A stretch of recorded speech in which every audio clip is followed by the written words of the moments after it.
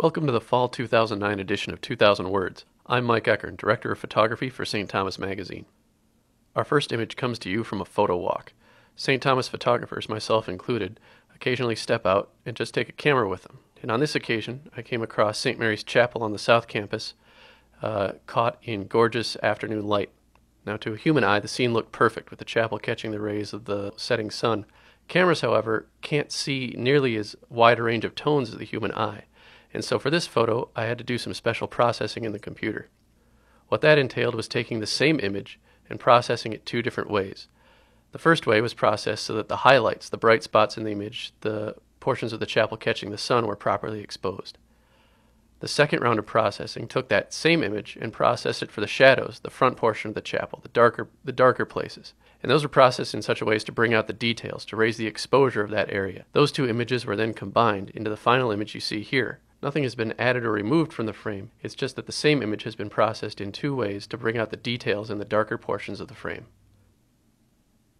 In our next photo, you see Dave Ekdahl of Stubbs Building Movers. And what you see Dave working on is a project that's been in the works since the summer of 2008. What he's doing is moving a section of the Winton guest house. This house is designed by Frank Gehry, and it currently resides, at least portions of it do, in Orono, Minnesota. The house is donated to St. Thomas, and it's currently being moved from Orono in sections to the Gehry Center in Owatonna. How this gets done is, to my mind, a truly amazing process. The house gets moved in sections. There are about 5 sections that get moved from Orono to Owatonna. And the way you do this is, first you cut out the concrete underneath a given section.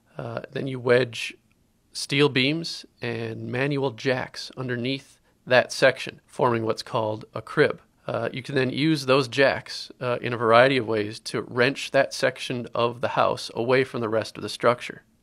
Once that process is complete, the section can be loaded onto the back of a truck. Now, the section from this photo and the other photos that you're seeing is the heaviest of the sections. It weighs 30 tons, and once it's loaded onto a truck, the entire assembly, truck and all, weighs about 70 tons. The house in Orono is set on a hill.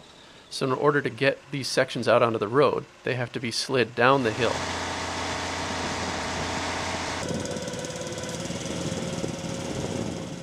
Once the section reaches the bottom of the hill, it rests on another set of steel plates, and it will wait there until the moving company can secure the proper set of permits from the state to actually take the thing out on the road. This is pretty complicated because a structure this large can only move at night from about midnight to 5 a.m. And you also have to pick a route that has the proper overhead clearance and stay on roads that can bear 70 tons of truck and house. The piece you've seen in these photos took 4 nights to make the complete journey, escorted by state patrol cars the entire way. There are about 3 pieces still left that need to make the trip to Owatonna, and the process is ongoing as of this publication. I'll be out photographing more, and I look forward to it. It's an amazing process.